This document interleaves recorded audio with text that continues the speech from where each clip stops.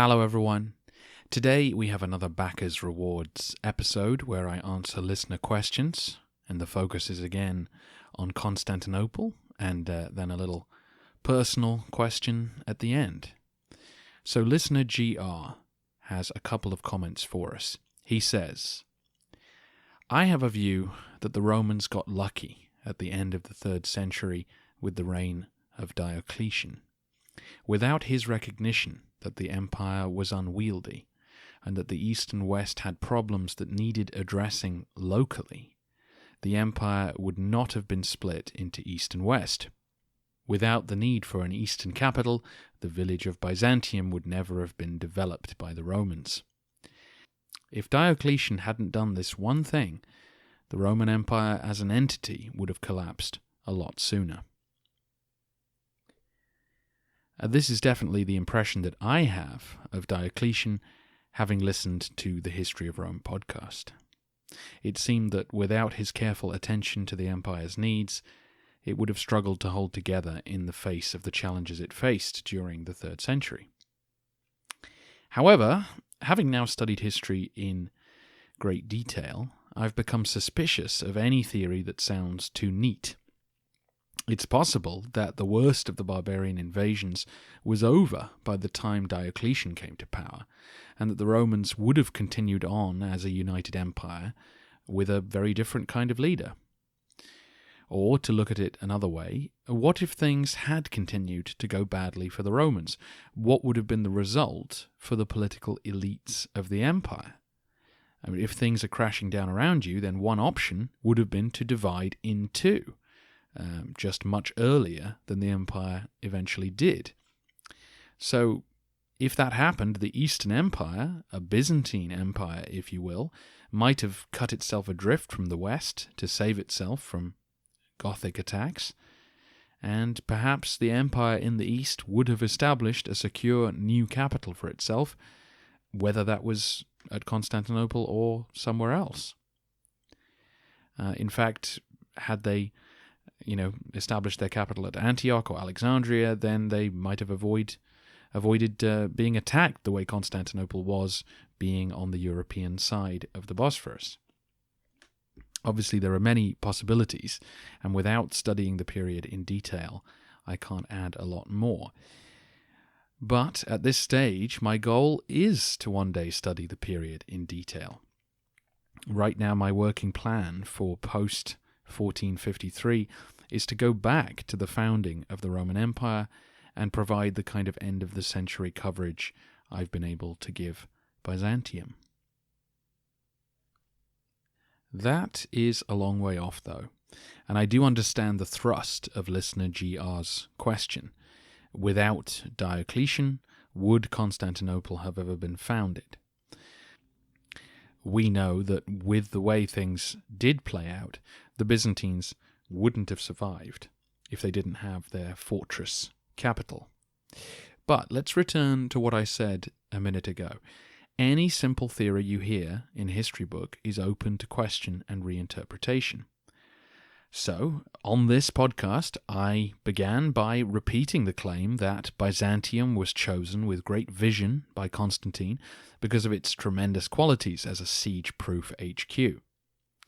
But if that's true, if it was such a great place to situate a city, then why hadn't the Romans used it much before? During my recent research on the city, I've been confronted repeatedly by scholars pointing out that there were very, very good reasons to not choose Byzantium as the site of your new capital. The most obvious being the water supply, which we've talked about a lot. Constantine seems to have done little to address this looming problem of an expanding population in a city with no river. So during the reign of his son, we are told that the city was dying of thirst. And this obviously led to his successors building the huge aqueduct system and more cisterns than any other city in the ancient world. A lot of effort that would have been unnecessary somewhere else. Several other disadvantages existed which had deterred settlers from attempting to expand the colony of Byzantium. One was that it wasn't in a great location to serve the rest of the Roman world. The main east-west trade routes across the Mediterranean passed well south of the Bosphorus. Yes, it's true it was ideally placed to manage north-south trade from the Black Sea, but this wasn't actually a major commercial artery at the time, or at least not a very profitable one, compared to the east-west route. In fact, one scholar says that north-south route wouldn't actually become a sort of very profitable waterway until the Rus came along, 500 years later. Byzantium was also a long way from other good sites. There were no natural harbours nearby. On the European Black Sea coast, for example, the nearest was Anchialis, which is almost 300 miles away. On the Sea of Marmara there was Heraclea, but that was also a small settlement. By land, the nearest major town was Adrianople, nearly 6 days' travel away, and even on the Asian side it took several days to reach Nicaea, as you had to traverse a huge mountain to reach it. This isolation was in contrast to other major cities like Rome, Antioch, or Alexandria, which were all surrounded by neighbouring towns, prosperous countryside, and good ports. Nor did Byzantium offer much protection from invasion. Of course, it was an amazingly defensible site, as we've seen repeatedly, but there were no natural barriers to the initial invasion. Many an enemy came to grief under the Theodosian walls, but none had any trouble getting there or camping outside. Contrast that with, say, Nicaea, which had both a mountain and a lake protecting different approaches to it, or Antioch, part of which is on a little island.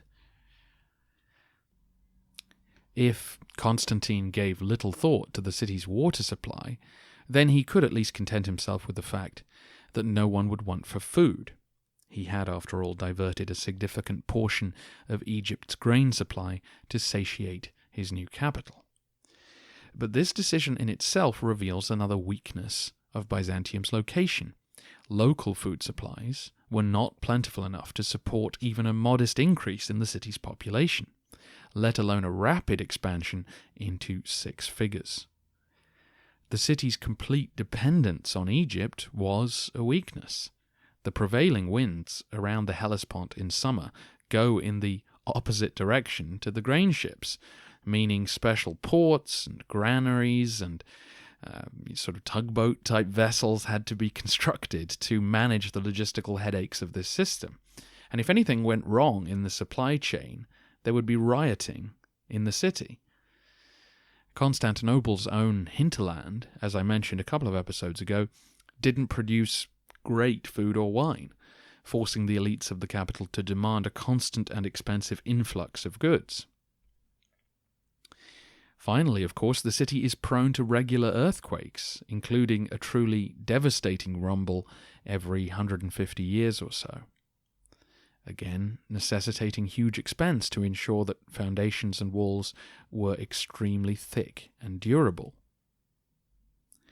So, going back to Diocletian, it's worth noting that the thoughtful emperor chose to build residences for himself at Nicomedia and Heraclea, either side of the Bosphorus. Again, I haven't studied this period, but some have suggested that the real reason Constantine made a fuss over Byzantium was not strategic vision, but simply to glorify his massive ego. Maybe the Romans got lucky, not just that Diocletian was so attentive, but that Constantine ignored his predecessor's good judgment and decided that a hugely expensive and ill-advised monument to himself was more important. It seems a backwards way to do things, but I am really looking forward to researching the origins of Constantinople in more detail after 1453. Listener GR also passes on the following comment. I know that the podcast narrative hasn't got there yet, but when I read about the Fourth Crusade, I entered a whole world of church politics and commercial shenanigans by the Venetians, which eventually led to the sack of Constantinople in 1204. I was disgusted by those events and the fact that they led to the end of the real power of Byzantium. This is a common reaction for those of us who are devotees of the empire. A listener recently sent me a picture of him flipping the bird at the gravestone of Enrico Dandolo. And of course, I too have had those moments when I've wished for Byzantine history to turn out differently. But for those wishing to untangle themselves from those emotions, it's worth bearing in mind that the Romans brutalized as many people, if not many more than ever brutalized them. Walking around Istanbul, you see a lot of pieces of Byzantium now incorporated into Ottoman buildings.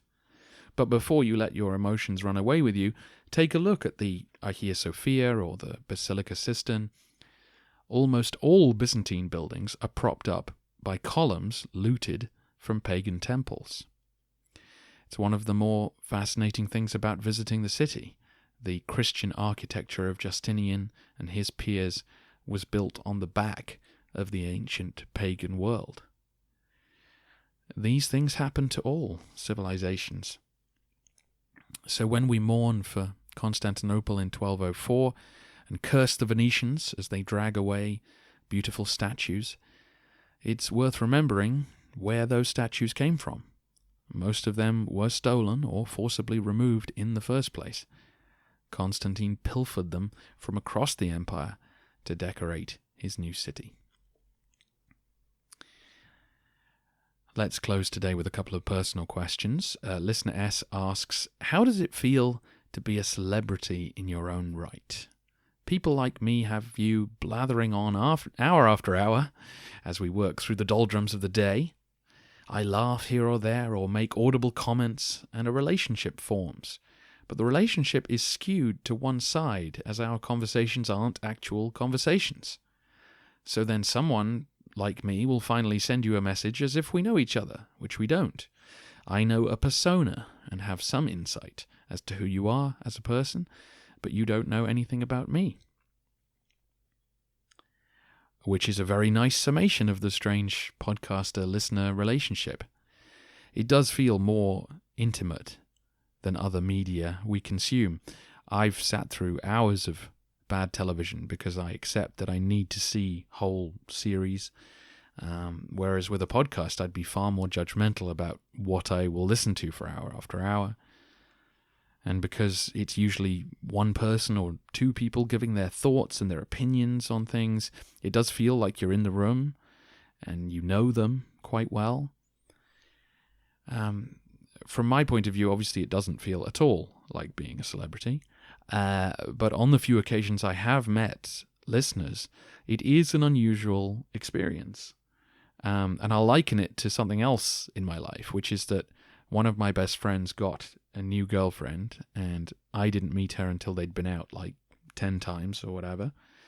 And by then, I knew lots about her and she me. So when we met, it was a little awkward because we couldn't say, oh, so what do you do and where are you from? Because we already knew the answers. And so that natural conversation you'd have with a new person was gone. And so there was a lot of stumbling to try and start forming a bond. So if we ever do meet in real life, bear that in mind, and hopefully we'll find a way to make it less awkward. Finally then, listener S asks, following on from the trip to Istanbul, if it were possible to take a slog through the trails blazed in ancient times by our heroes, and you could provide a video guide, who would it be and where? It is a tremendous question, but I think with two very different kinds of answer. It would be amazing to follow in Heraclius's footsteps, for example. Head out from Istanbul to eastern Turkey, trekking across the mountains, up into Georgia, and then sweeping down into Iraq. However, even if you ignore the logistical headaches and the security issues, there'd be almost nothing to see that would be relevant to that particular story beyond the landscape. Same with, say, following Belisarius's wars. You'd see a lot more relevant sites if you followed someone like Hadrian on one of his tours of the empire. And if you go to followinghadrian.com, you can see someone doing just that. I suppose my own interest has been piqued by the centuries of defense in Anatolia, and a tour around Cappadocia would be great, but I'd want to go close to the Syrian border where a lot of the action took place, and that doesn't seem likely anytime soon. So maybe the answer would be to follow Basil II around the Balkans. There are lots of Byzantine and Bulgarian sites to visit, and you'd go through Ohrid and Athens and Thessaloniki, which would all be great. So yeah, that's a possibility. I'd be interested to know your thoughts on that.